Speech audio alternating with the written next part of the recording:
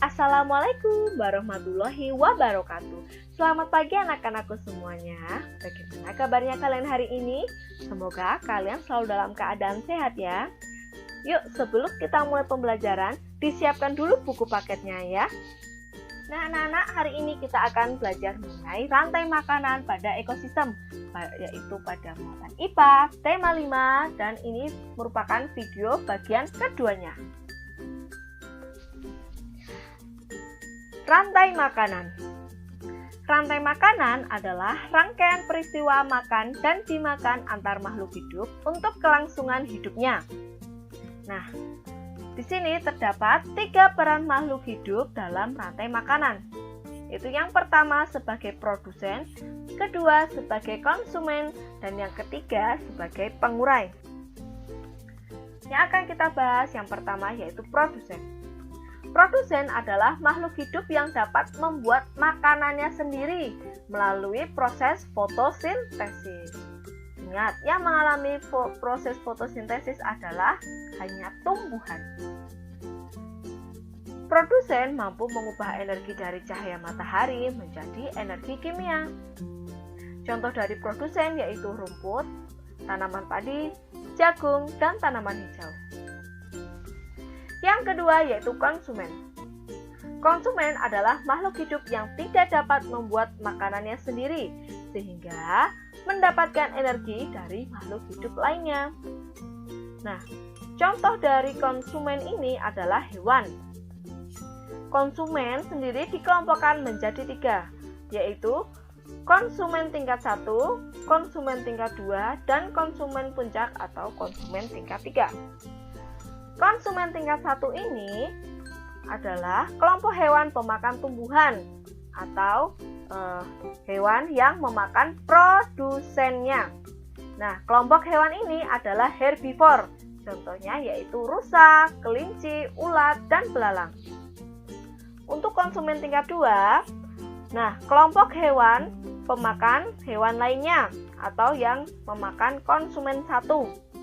Nah, kelompok hewan ini adalah karnivor atau omnivor. Contohnya yaitu katak, ular, tikus, dan ayam.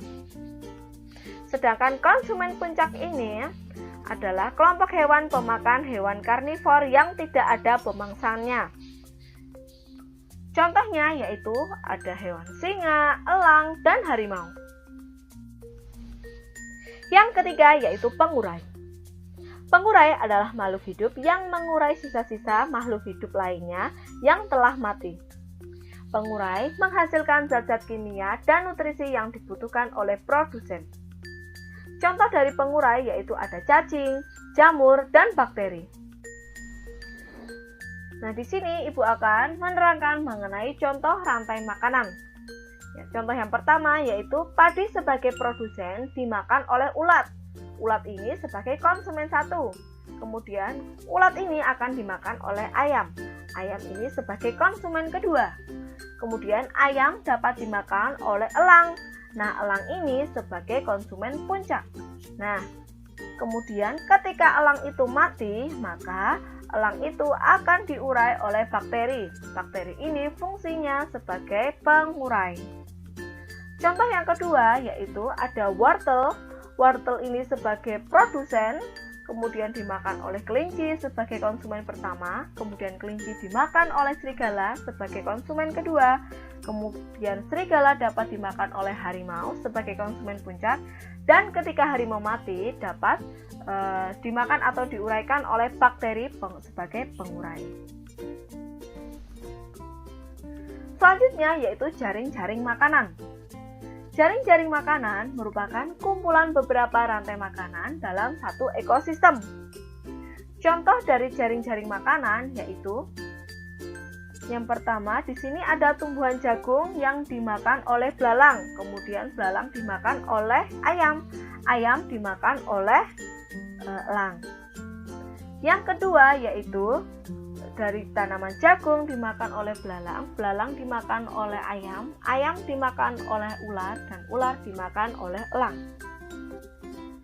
Yang ketiga yaitu jagung dimakan oleh kelinci, kelinci akan dimakan oleh ular, dan ular akan dimakan oleh elang. Contoh yang keempat yaitu jagung dimakan oleh kelinci, kemudian kelinci dapat dimakan oleh serigala dan serigala dapat dimakan oleh harimau. Yang terakhir yaitu jagung dapat dimakan oleh kambing, kambing dapat dimakan oleh serigala dan serigala dimakan harimau. Jadi ini merupakan contoh dari jaring-jaring makanan atau kumpulan dari beberapa rantai makanan dalam satu ekosistem. Selanjutnya yaitu perubahan lingkungan terhadap keseimbangan ekosistem. Perubahan lingkungan akan mempengaruhi keseimbangan ekosistem. Nah, apabila ekosistem terganggu, maka dapat menyebabkan terganggunya rantai makanan. Misalnya, di sini ada rantai makanan dari mulai padi hingga menjadi bakteri. Nah, padi sebagai produsen, ulat sebagai konsumen satu, ayam sebagai konsumen kedua, elang sebagai konsumen puncak, dan bakteri sebagai pengurai. Nah, apabila misalkan ayam itu populasinya menurun, maka akan terjadi sesuatu. Nah, yaitu yang pertama, ulat akan bertambah banyak karena tidak ada yang makan ulat karena tadi ayamnya sudah populasinya menurun. Kemudian yang kedua yaitu pada padi. Padi ini akan rusak ataupun habis ataupun musnah karena dimakan oleh ulat, karena tadi ulatnya itu sangat banyak, tidak ada yang makan, jadi ulatnya itu banyak dan memakan habis padi. Kemudian yang ketiga yaitu elang. Elang akan musnah karena makanan elang atau ayam ini telah habis atau populasinya ini menurun. Seperti itu. Nah, sekarang kita akan belajar mengenai faktor yang mempengaruhi keseimbangan ekosistem. Faktor yang pertama yaitu faktor alam. Peristiwa alam yang dapat mengganggu keseimbangan ekosistem umumnya berupa bencana alam karena dapat merusak ekosistem atau komponen ekosistem. Misalnya yaitu bencana gempa bumi, tsunami, gunung meletus, banjir, angin topan, dan tanah longsor. Kedua, yaitu faktor aktivitas manusia. Kegiatan manusia dalam pemanfaatan sumber daya alam yang dapat mengganggu keseimbangan ekosistem. Misalnya, penebangan pohon. Nah, jadi ketika manusia ini banyak menebang pohon, hal ini dapat mengurangi habitat beberapa jenis hewan. Nah, salah satunya itu serangga. Nah, sehingga jumlah serangga akan berkurang karena tadi habitatnya sudah dirusak atau dimusnahkan. Akibatnya, burung pemangsa serangga ini akan kesulitan mencari makanan. Contoh yang kedua yaitu penggunaan pestisida dalam pertanian.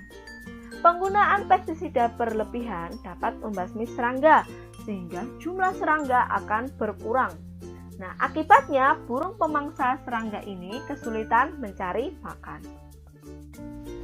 Nah, anak-anak, itu tadi materi yang dapat Ibu sampaikan pada video pembelajaran IPA tema 5 bagian kedua ini. Apabila terdapat materi yang kalian masih bingung, dapat kalian tanyakan kepada wali kelas kalian masing-masing ya. Sekian video pembelajaran kali ini, kita bertemu lagi pada video pembelajaran berikutnya. Wassalamualaikum warahmatullahi wabarakatuh.